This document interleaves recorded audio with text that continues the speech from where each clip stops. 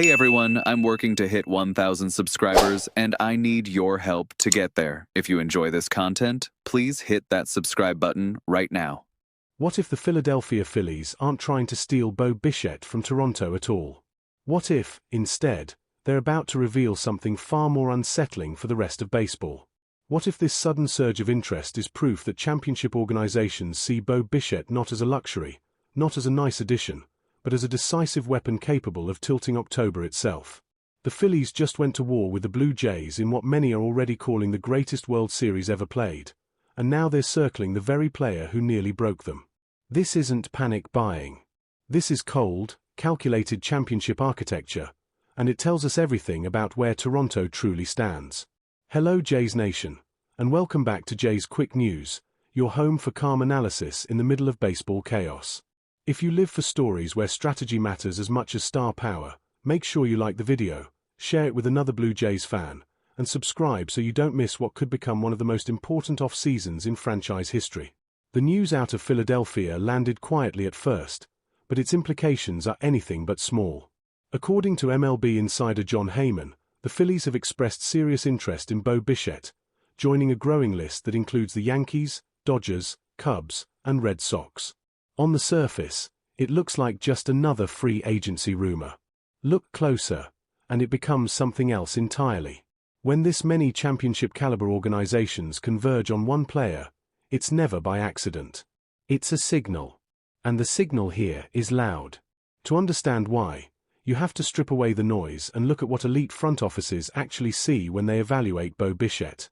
In 2025, Bichette didn't merely recover from an injury-ravaged 2024. He reasserted himself as one of the most complete hitters in the sport. He slashed .311, .357, .483 with 18 home runs and 94 RBIs across 139 games, anchoring the Blue Jays lineup night after night. But the number that truly separates him from his peers isn't the average or the power. It's the 181 hits, most in the entire American League. That's not just production. That's reliability. Even more remarkable is how he did it. Bichette became the only player in Major League Baseball to hit over .300 against fastballs, breaking balls, and changeups in the same season. That's the holy grail for October baseball, when pitchers don't lean on one trick, but empty the entire arsenal. Bichette didn't guess. He adjusted. Pitch by pitch, game by game, he solved problems in real time. This isn't new. Since debuting in 2019, Bichette has quietly built one of the most consistent offensive resumes among middle infielders. A career .294 hitter with 111 home runs, leading the American League in hits in both 2021 and 2022.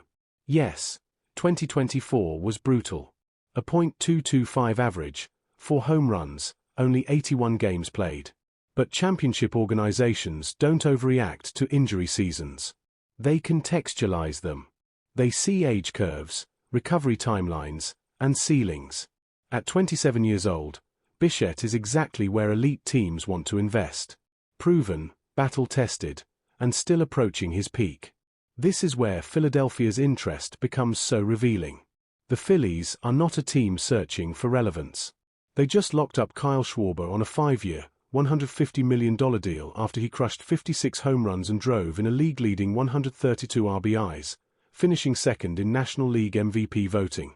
That's a franchise doubling down on a championship window, not hedging against decline. Adding Bichette would create a terrifying offensive core alongside Bryce Harper and Trea Turner, one designed to suffocate opponents over a long postseason. But here's the strategic brilliance that casual observers often miss. Where does Bo Bichette actually fit in Philadelphia, and why does it make sense without disrupting what already works? Trea Turner is entrenched at shortstop, and rightly so. In 2025, he won the National League batting title with a .304 average, the first Philly to do so since 1958. Defensively, he posted elite metrics, ranking among the top shortstops in baseball. The Phillies aren't moving him. They don't need to. This is where Bichette's value transcends position labels. During the 2025 World Series, Blue Jays manager John Schneider shifted Bichette to second base to keep his bat in the lineup while managing a knee issue. Bichette handled the position smoothly across 5 World Series games, maintaining his offensive output while providing dependable defense. This winter, sources indicate he's told interested teams is open to making that move permanent. That's not compromise. That's competitive intelligence. Second base in Philadelphia is currently occupied by Bryson Stott, a solid defender with impressive range, but an offensively average profile. Bichette would represent a massive upgrade with the bat while remaining competent in the field. Alternatively, there's third base, where his instincts and arm could mitigate range concerns. This kind of flexibility is gold to championship teams. It allows them to optimize lineups without sacrificing run prevention. Now comes the part Blue Jays fans need to hear clearly, even if it's uncomfortable. Toronto's signing of Kazuma Okamoto on a 4-year, $60 million deal may not be a sign of surrender. It may be a sign of sophistication. Okamoto, a 6-time NPB All-Star who posted video game numbers in Japan, gives Toronto infield depth, leverage, and protection. If Bichette leaves, the lineup doesn't collapse. If he returns, the Blue Jays gain the ability to mix and match, maximizing offense while improving overall balance. Financially, the stakes are enormous, but not unrealistic for teams operating at the top of the market. Toronto extended Bichette a 1-year qualifying offer worth $22.5 million, which he declined to test free agency.